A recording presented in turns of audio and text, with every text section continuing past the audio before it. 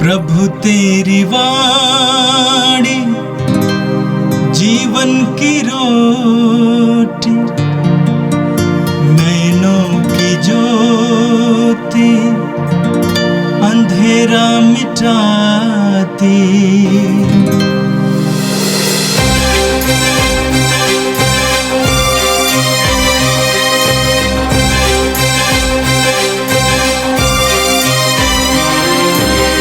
प्रभु तेरी वाणी जीवन की रोटी, नैनों की ज्योति अंधेरा मिटाती।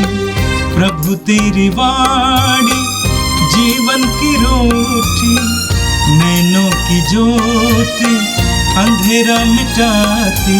वाणी वाणी वाणी वाणी वाणी पवित्र है, शाश्वत है, जीवन का मन्ना है। 18 सितंबर बृहस्पतिवार। पहला पाठ तिमोथी के नाम संत पौलुस का पत्र, अध्याय 4 पद संख्याएँ 12 से 16 तक। तुम्हारी कम उम्र के कारण कोई तिरस्कार ना करे। तुम वचन, कर्म, प्रेम, विश्वास और शुद्धता में विश्वासियों का आदर्श बनो। मेरे आने तक धर्म ग्रंथ का पाठ करने और प्रवचन तथा साक्षी देने में लगे रहो। उस कृपादान की अपेक्षा मत करो जो तुम में विद्यमान है और तुम्हें भविष्यवाणी के अनुसार पुरोहित समुदाय के हस्तारोपण के समय प्राप्त हो गया है। इन बातों का ध्यान रखो और इनमें पूर्ण रूप से लीन रहो, जिससे सब लोग तुम्हारी उन्नति देख सके। तुम इन बातों में दृढ़ बने रहो। अपने तथा अपनी शिक्षा के विषय में सावधान रहो। ऐसा करने से तुम अपनी तथा अपने श्रोताओं की मुक्ति का कारण बनोगे। यह प्रभु की वाणी है। संत लूकस के अनुसार पवित्र सुसमाचार, अध्याय 7 वचन संख्याएँ 36 से लेकर 50 तक। किसी फरीसी ने यीशु को अपने यहाँ भोजन करने का निमंत्रण दिया। वह उस फरीसी के घर आकर भोजन करने बैठे। नगर की एक पापिनी स्त्री यह जान गई कि यीशु फरीसी के यहाँ भोजन कर रहे हैं। वह संगमरमर के पात्र में इत्र लेकर आई और रोती हुई यीशु के चरणों के पास खड़ी हो गई। उसके आंसू उनके चरण भिगोने लगे, इसलिए उसने उन्हें केशों से पोंछ लिया और उनके चरणों को चूम चूम कर उन पर इत्र लगाया।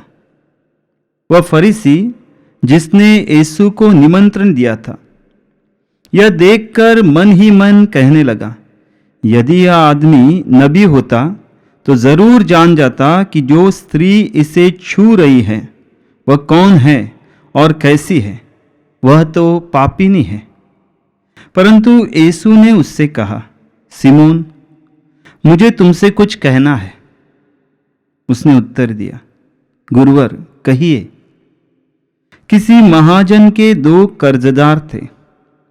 एक 500 दिनार का ऋणी था और दूसरा 50 का। उनके पास कर्ज अदा करने के लिए कुछ नहीं था, इसलिए महाजन ने दोनों को माफ कर दिया। उन दोनों में से कौन उसे अधिक प्यार करेगा? सिमोन ने उत्तर दिया, मेरी समझ में तो वही जिसका अधिक ऋण माफ हुआ है। यीशु ने उससे कहा, तुम्हारा निर्णय सही है। तब उन्होंने उस स्त्री की ओर मुड़कर सिमोन से कहा, इस स्त्री को देखते हो? मैं तुम्हारे घर आया, तुमने मुझे पैरों के लिए पानी नहीं दिया, पर इसने मेरे पैर अपने आंसुओं से धोए और अपने केशों से पोंछे।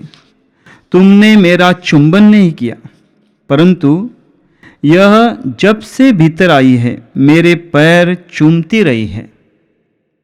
तुमने मेरे सिर में तेल नहीं लगाया, पर इसने मेरे पैरों पर इत्र लगाया।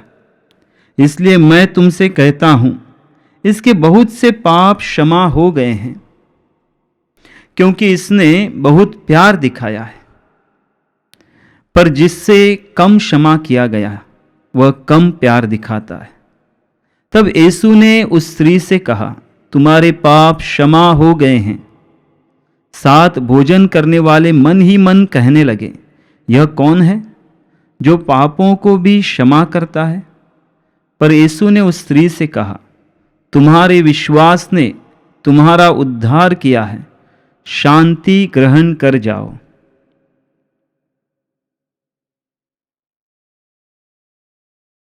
प्रभु का सुसमाचार। हे क्रिस्त तेरी स्तुति हो। क्रिस्त में प्यारे विश्वासी भाइयों और बहनों,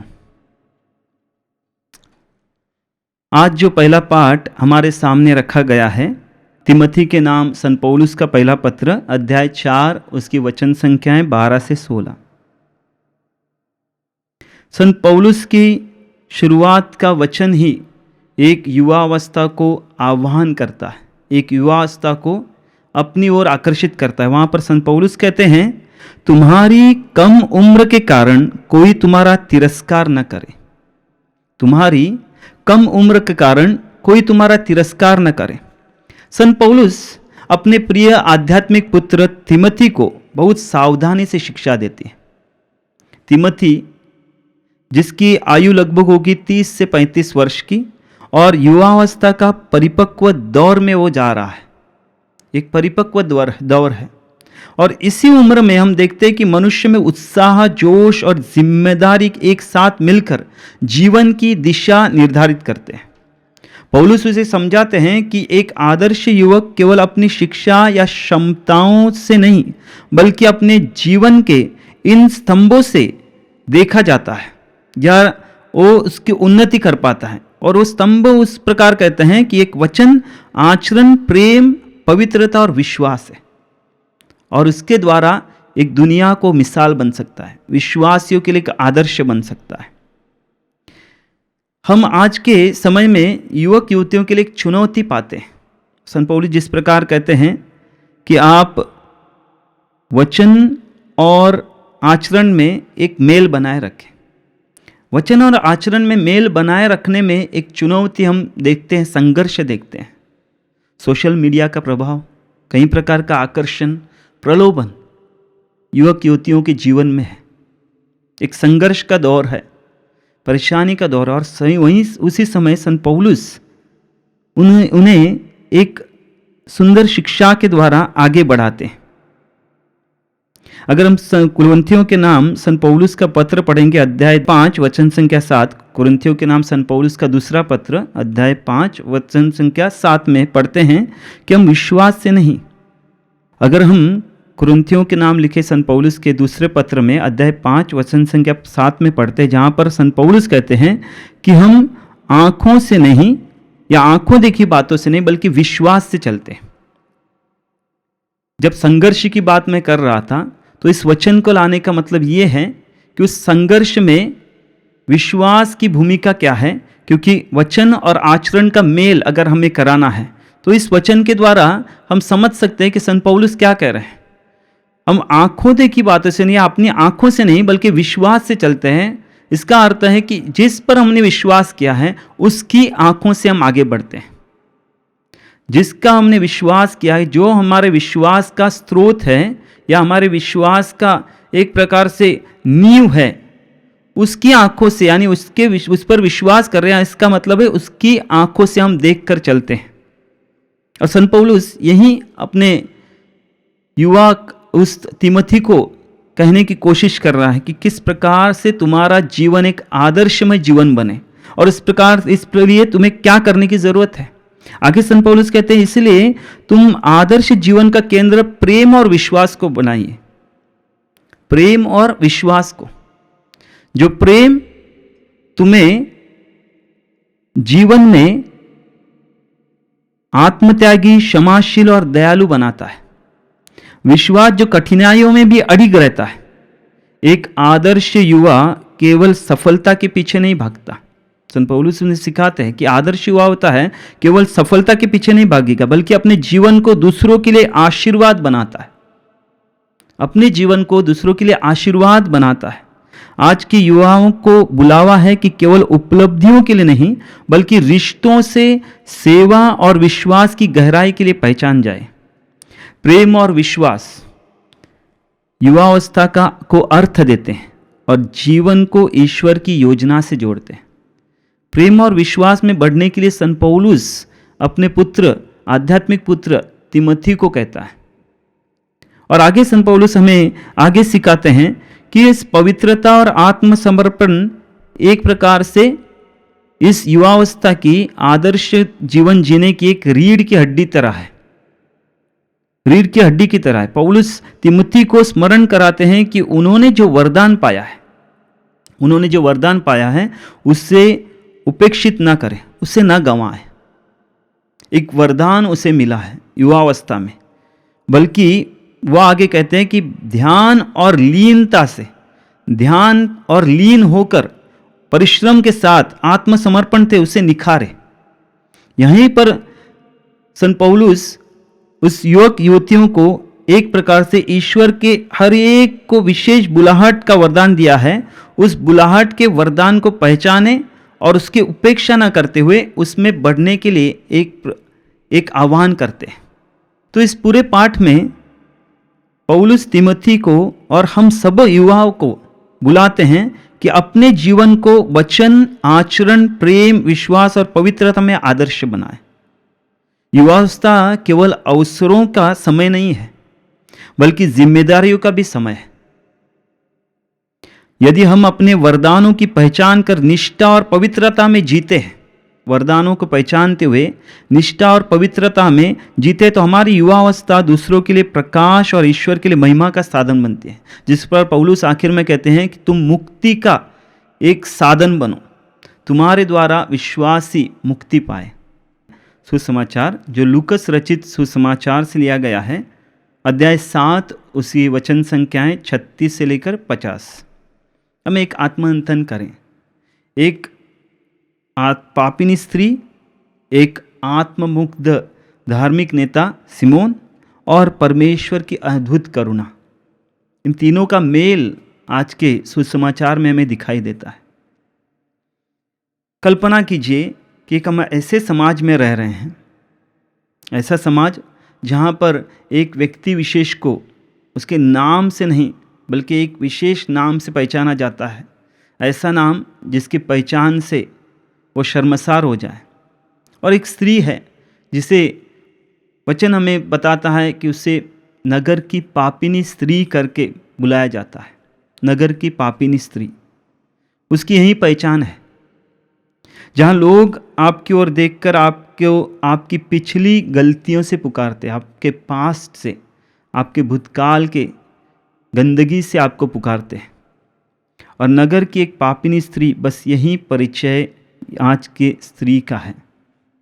तो हम वचन में देखते हैं कि प्रभु यीशु को एक फरीसी है सिमोन नामक, उसने भोजन के लिए आमंत्रित किया।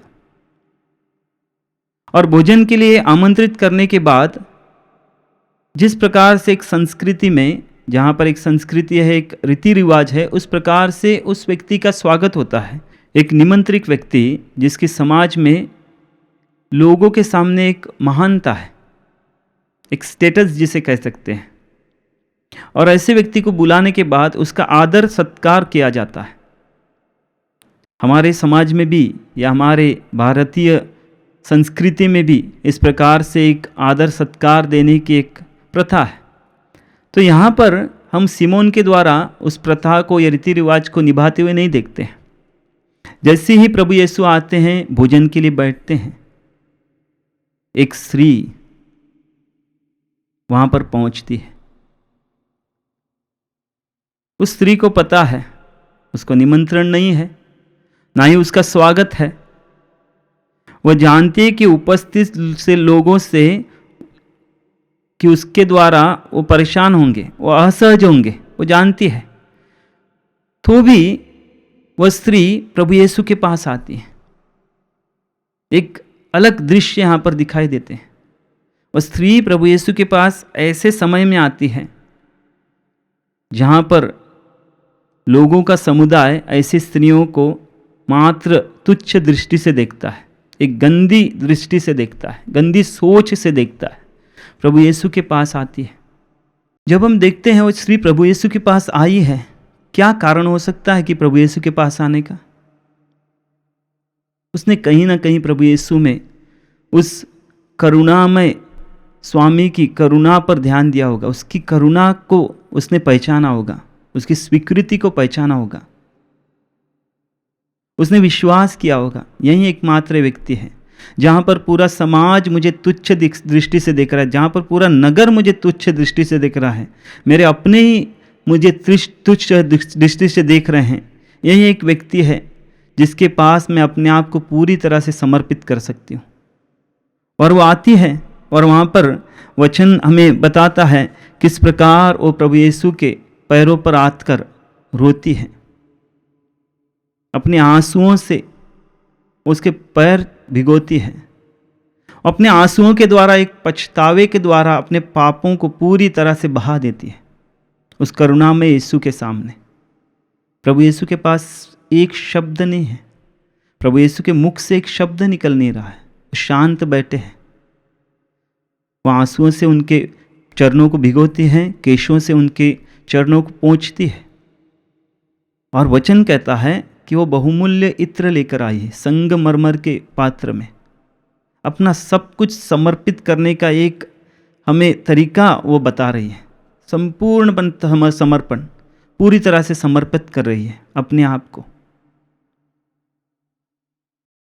यहाँ एक प्रश्न हम अपने आप को पूछ सकते हैं, क्या मेरा और आपका प्रेम भी इतना प्रगाढ़ है, इतना दृढ़ है कि जहाँ पर मुझे आत्मसम्मान मिलने वाला नहीं है, मुझे अपनी प्रतिष्ठा, अपने डर और सब कुछ को छोड़कर ना, एक प्रकार से हम कहते हैं जिसे ईगो कहते हैं अपना, या अभिमान जिसे कहते हैं, उसको दरकिनारे कर कर एक ऐसे व्यक्ति के पास दौड़ के जाना है जिसे मैं जानती हूँ या जानता हूँ, जो मेरे विश्वास को कभी टूटने नहीं देगा, लेकिन ऐसे समाज को सामने उसके जाना है जहाँ पर मुझे पूरी तरह से अपने आप को देना है।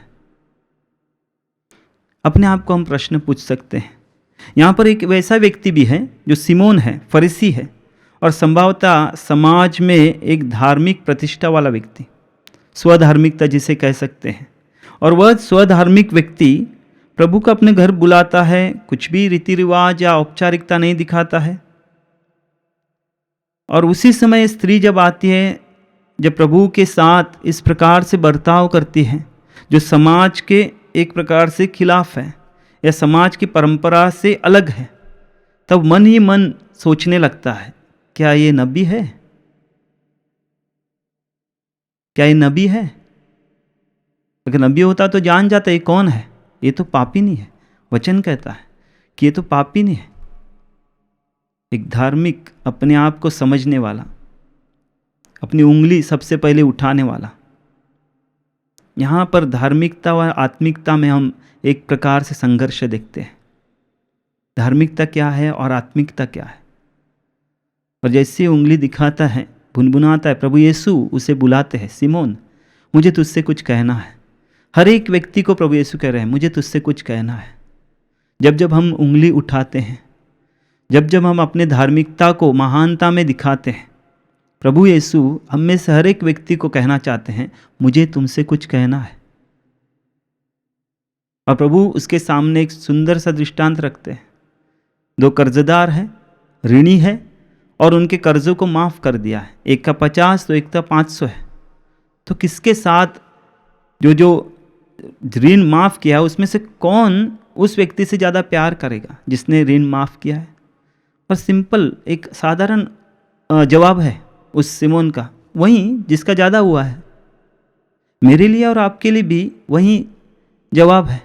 कई बार हम देखते हैं ऐसे व्यक्ति को अचानक आता है, अपने कलीसिया में, चर्च में आता है, पूरे हृदय से उसकी आराधना करने लगता है प्रभु की, अपने आप को पूरी तरह से देने लगता है, और हमें लगता है ये दिखावा कर रहा है।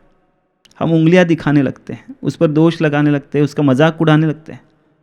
लेकिन प्रभु यहाँ पर जवाब में कहता है, यह व्यक्ति को पता है कि मेरे कितने पापों को प्रभु ने क्षमा किया है, इसलिए वो व्यक्ति अपने आप को पूरी तरह से देने के लिए तैयार है।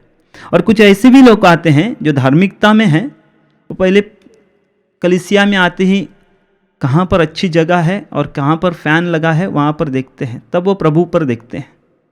ये विडंबना है। धार्मिकता और आत्मिकता में एक संघर्ष है। यहाँ पर हम सोच सकते हैं कि सिमोन की धार्मिकता क्या है और समझ सकते हैं कि उस औरत की धार्मिकता क्या है। आगे वचन हमें इस प्रकार से सिखाता है कि प्रभु उस स्त्री की ओर देखते हैं। अचानक सिमोन के साथ बात करते हुए उस स्त्री की ओर देखते हैं और प्रभु उसे कहते हैं कि तुम्हारे सभी पाप क्षमा हो गए। लोग सोचने लगते हैं ये कौन है जी, पाप क्षमा करने वाला? तुम्हारे सभी पाप क्षमा हो गए। और उसका कारण प्रभु आगे बताते हैं क्यों उसके सभी पाप क्षमा गए। एक तो उसने ज़्यादा प्यार दिखाया। सबसे पहली बात, उसका प्यार प्रभु के लिए, प्रभु के हृदय को एक गहराई में छूने वाला प्यार था। उसने ज़्यादा प्यार, उसने किसी की परवाह नहीं की। उसने अपने नाम की, अपने रुद में किसी की परवाह नहीं की। उसको पता है लोग क्या कहेंगे उसके बारे में, वो जानती है, लेकिन फिर भी उसको परवाह नहीं है। उसको पता है एक ऐसा करुणामय ईश्वर मेरे सामने है, एक ऐसा व्यक्ति मेरे सामने है जो मेरे हृदय को जानता है। और जैसे ही प्रभु को उस हृदय को छू लेने वाला प्यार दिखता है, प्रभु कहता है तुम्हारे सभी पाप क्षमा हो गए। और आगे प्रभु कहते हैं तुम्हारे विश्वास ने तुम्हारा उद्धार किया है, शांति प्राप्त कर जाओ। अभी किसी बात को सोचने की ज़रूरत नहीं। जिस प्रकार वचन कहता है जो प्रभु यीशु मसीह में एक हो गया है वह नया हो गया है, नई उत्पत्ति हो गई है, नया बन गया है। और इसीलिए प्रभु कहता है शांति प्राप्त करके जाओ। अब से तुम नए बन गए हो। अब से तुम्हारे में वो पुराना स्वभाव नहीं रहा, अब तुमने मुझे धारण किया है। हम प्रार्थना करें। हे पिता, तेरे पुत्र के द्वारा तुमने हमें जो करुणा दिखाई है, प्रेम दिखाया है, वो असीम है। ये जो घटना तेरे पुत्र के द्वारा तूने हमारे सामने रखी है, एक हृदय को झकझोरने वाली घटना।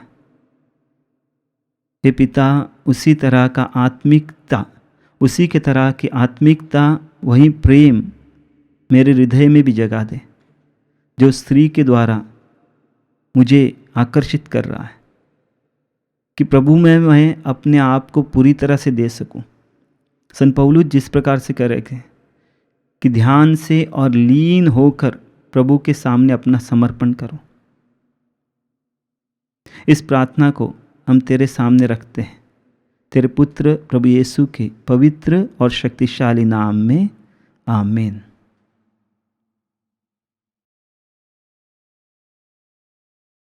प्रभु तेरी वाणी जीवन की रोटी, नैनों की ज्योति अंधेरा मिटाती। वाणी वाणी वाणी वाणी वाणी पवित्र है, शाश्वत